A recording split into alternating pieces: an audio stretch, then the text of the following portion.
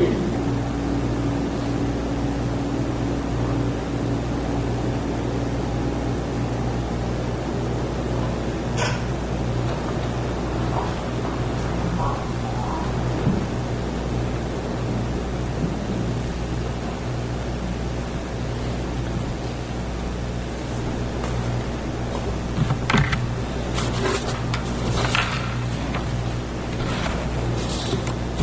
morning. Thank you to the choir for that beautiful, just lovely musical mantra. Just so delicate, just perfect. Thank you. I think I'm going to use this. Can everyone hear me? Okay? I think this is better. Okay. So welcome each of you to our third annual. We now have an annual Vesak service. I'm very pleased and honored and happy about that here at UUFC. And if you remember from our first two Vesak services, this is the most significant Buddhist holiday in the year. So we've chosen today to focus on one very important aspect of the Buddhist path, and that is the three refuges. Taking refuge is usually seen as sort of a gateway to the Buddhist path. It is the very first step of exploring these ancient teachings, and it's kind of a doorway that you walk through when you step onto this path. And in a lot of Buddhist centers around the world, taking refuge is the very act of how you identify yourself as a Buddhist and how you commit to the Buddhist path. And that might be done through a ceremony, actually very simple ceremony of chanting the refuge vows with a monk or a nun or your spiritual teacher. But before I go into more detail about the sort of Buddhist aspect of taking refuge, I want to just think in more general terms, if we can, for a minute, about the concept of refuge. What is a refuge? And why do we need a refuge? And how do we find a real, true, reliable refuge? That's not as easy as it sounds. The dictionary defines refuge as a place of protection, a place where we can find protection from danger and distress, a shelter where we can go when we feel afraid or threatened in some way. It's a place where we become safe and secure and where we're free of suffering and harm and also free of the fear that brought us to the refuge in the first place. This is a troubled world that we live in, and if you're a consumer of news, most of us are, you see heartbreaking examples of human beings looking for refuge every day all around the world. And this is, in this sense, I mean a literal, concrete, physical refuge. Many of us have seen and read about the refugees. Now, that's actually another meaning of the word, isn't it? Refugee, a person who is looking for a refuge. So the refugees who are in droves leaving the north of Africa and the Middle East and willingly climbing onto wooden boats that are really death traps and desperately trying to escape that oppression and that poverty and looking for a refuge. And many of them tragically die looking for refuge. And then I actually wrote this earlier in the week, but now I have to add what happened yesterday. We saw photos of people in Nepal, beautiful Nepal. You know, when you see the fear and the confusion on people's faces when they have lost their refuge, their home is a pile of rubble, and they're running down the street looking for refuge. They have no refuge. That's the physical aspect of refuge. But then there's an emotional and psychological kind of refuge that a lot of us are looking for. And in my job as a mental health counselor, I see that every day. I see it a lot. We have relationship problems. We have career setbacks. We have losses. We've lost someone we love. We've lost a part of our life that was meaningful to us. And we feel that stress and we feel that struggle.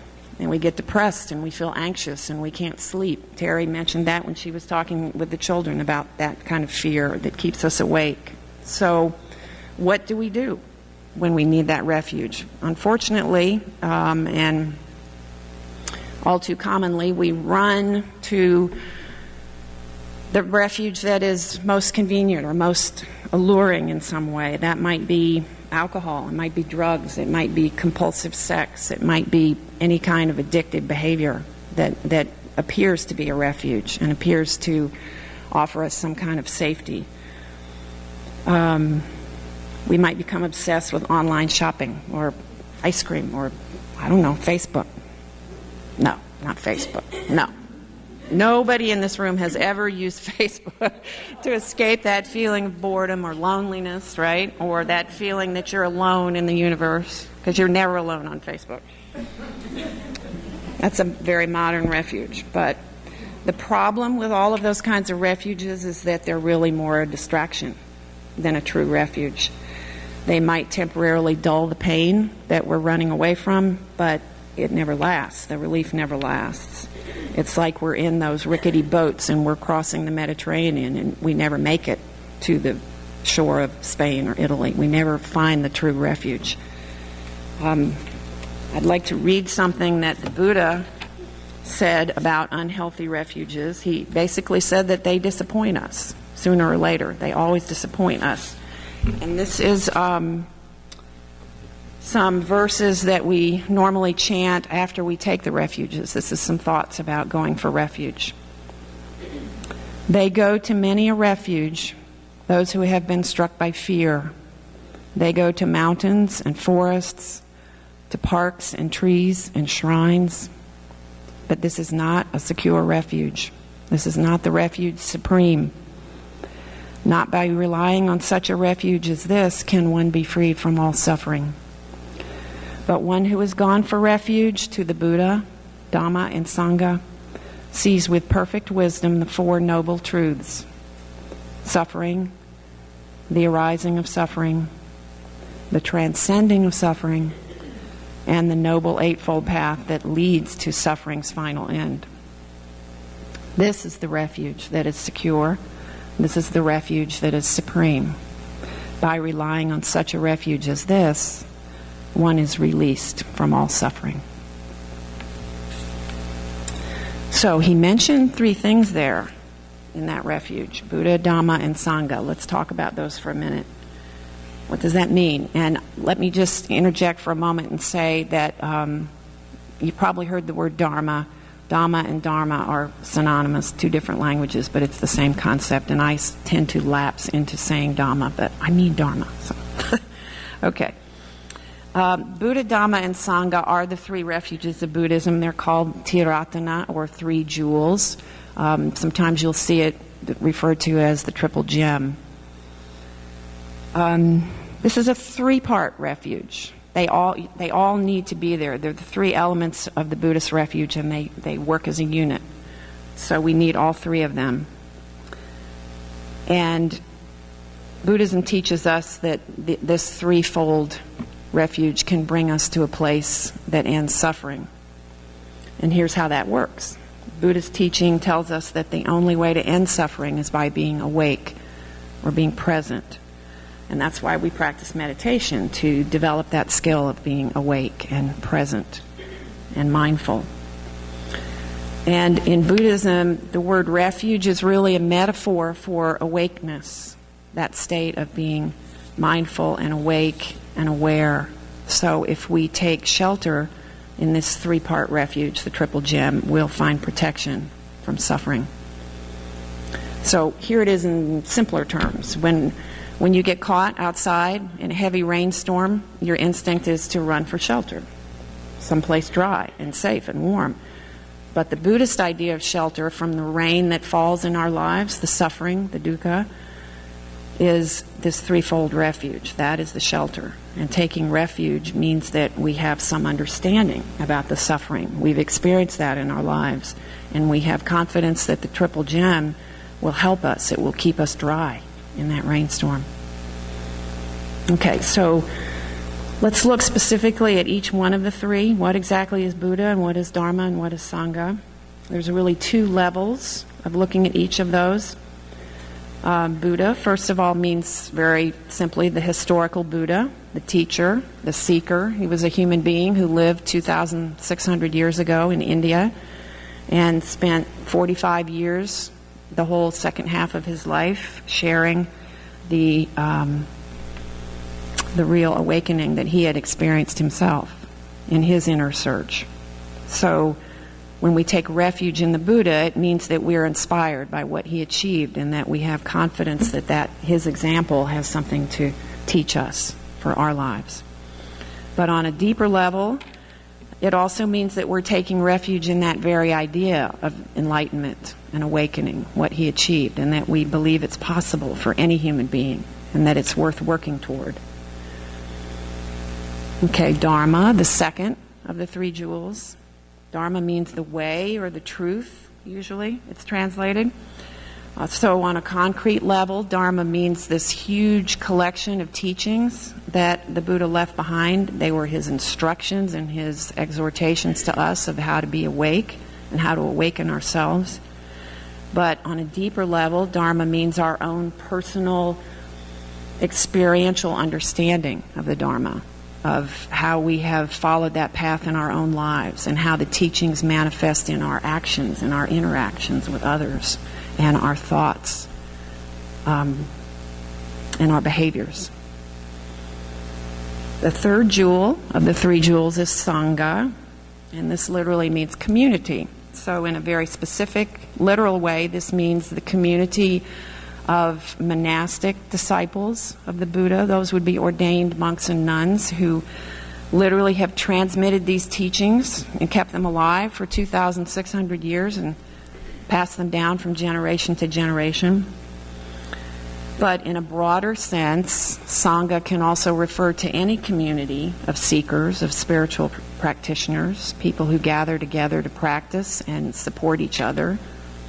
So this fellowship is Sangha. Every time we meet, every Sunday morning, we create Sangha here. Now, there's some beautiful and very traditional similes to understand the concept of Buddha, Dharma, and Sangha. In one of them, the Buddha is compared to the sun, and the warmth and the rays coming down from the sun is the Dharma. In another simile, the Buddha is the moon, the pure white light, and the Dharma is that pure white light. But maybe the easiest one to remember, and I think this is my favorite one, is that Buddha is the doctor, Dharma is the medicine or the prescription, right? Sangha is the group of nurses who administer that and take care of us. So we, of course, are the patient. We need help, we need medicine for the struggles and the suffering. And so we rely on the doctor's training and experience and knowledge of the Buddha. And we also rely on the soundness of his prescription, the Dharma. And then we rely on the support of the nurses who help us and take care of us till we can stand on our own feet again. Okay, so how actually do you take refuge? We're going to do that in just a few minutes, if you like, if you care to participate. It's usually a very simple ceremony. It's just chanting 3 sentences. And Buddhists typically do it once a day, or maybe 2 times, maybe in the morning and the evening at the beginning and end of their day. But it can also be done on formal occasions when a person goes to the temple and in a formal way asks the monk or the nun to administer the precepts to them. And that's when it would be done chanting out loud. But it's not just the outer form of taking the refuge and chanting the words, and it's not just a one-time thing. You might have guessed that. It's really an ongoing practice, and it's a practice of inner development. It's a commitment that we take and that reminds us, when we choose that path, reminds us of what is really central in our lives. Let's see where I have it. I'd like to close with the words of Thich Nhat Hanh. You know Thich Nhat Hanh, the beloved Vietnamese Zen master. He likes to write poetry about Buddhist concepts, and he also has a great gift for simplifying the teachings and making them very, very accessible. So this is his words about taking refuge, and this is called Refuge Prayer. At the foot of the Bodhi tree, beautifully seated, peaceful and smiling, the living source of understanding and compassion, to the Buddha I go for refuge. The path of mindful living, leading to healing, joy, and enlightenment, the way of peace, to the Dhamma, or the Dharma, I go for refuge. The loving and supportive community of practice, realizing harmony, awareness, and liberation, to the Sangha, I go for refuge. I am aware that these three gems are within my heart, and I vow to realize them. I vow to practice mindful breathing and smiling, looking deeply into things. I vow to understand living beings and their suffering, to cultivate compassion and loving kindness, and to practice joy and equanimity. I vow to offer joy to one person in the morning and to help relieve the grief of one person in the afternoon. I vow to live simply and sanely, content with just a few possessions, and to keep my body healthy. I vow to let go of all worry and anxiety in order to be light and free. I am aware that I owe so much to my parents, my teachers, my friends, and all beings. I vow to be worthy of their trust, to practice wholeheartedly, so that understanding and compassion will flower, and I can help living beings be free from their suffering. May the Buddha, the Dhamma, and the Sangha support my efforts. Thank you.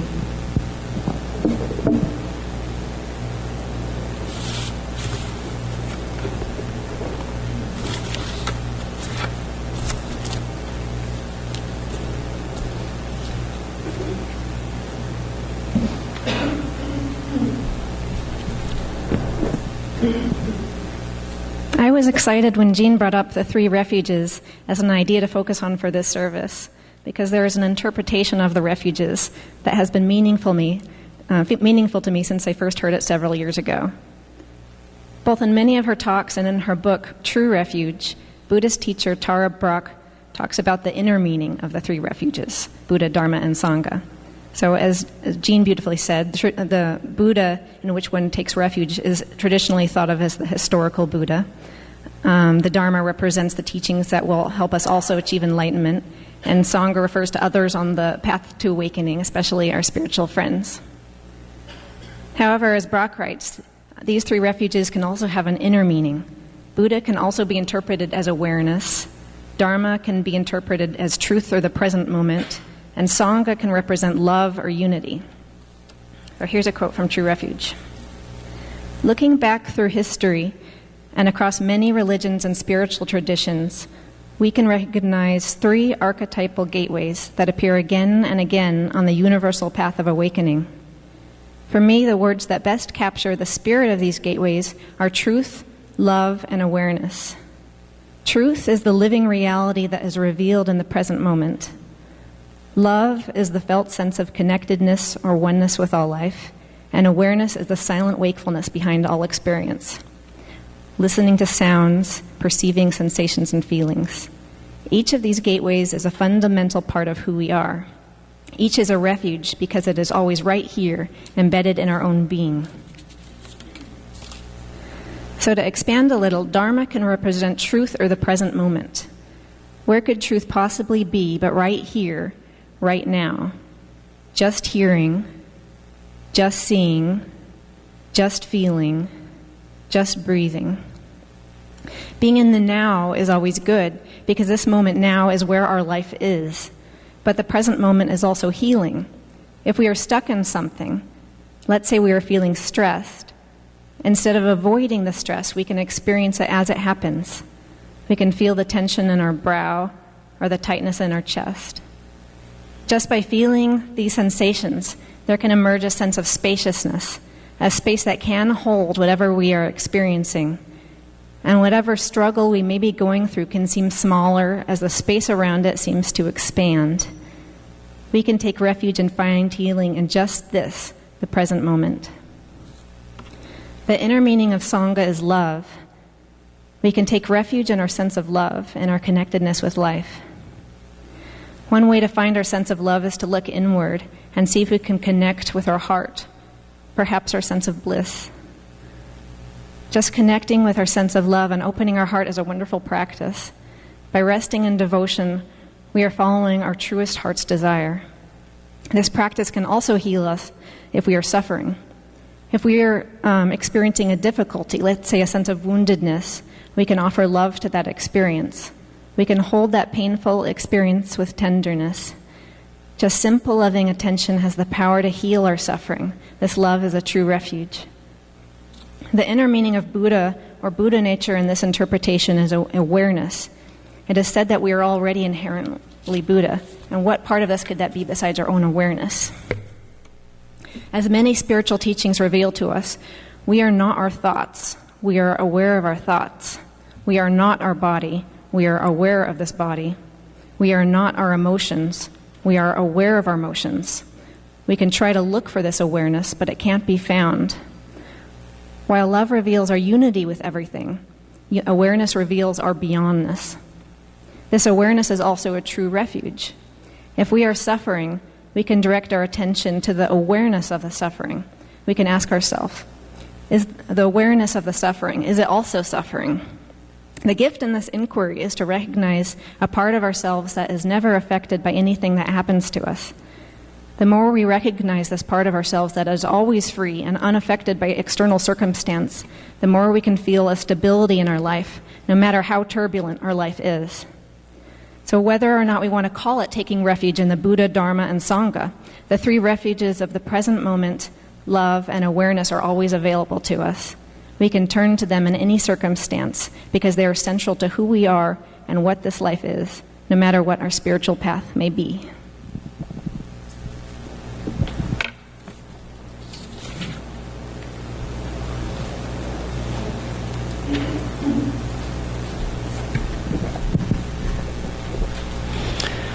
Okay, now for the fun part. This is something that we have been doing at each Vesak service, the ritual of the bathing of the Buddha. And it's traditionally done on Vesak in Buddhist countries. Normally it's done with a little baby Buddha, a little statue of the Buddha as an infant. And so there's that idea of bathing the baby. But we don't have a baby Buddha, so we're doing it. We're putting our own little spin on it.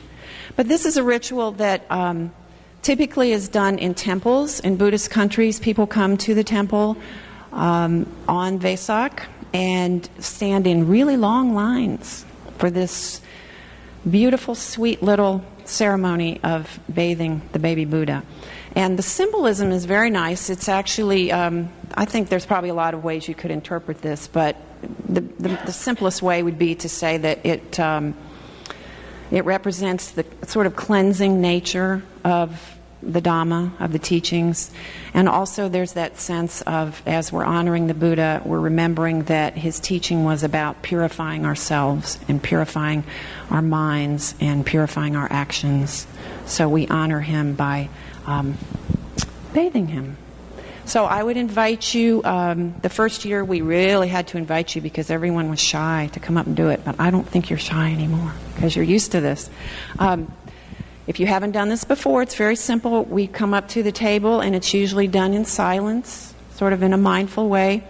You can take one of these lotus cups that are on the table and dip some water out of this larger bowl and pour it over the Buddha. And it's traditionally done 3 times in silence. So I invite you to come up as you like and join us in the bathing of the Buddha.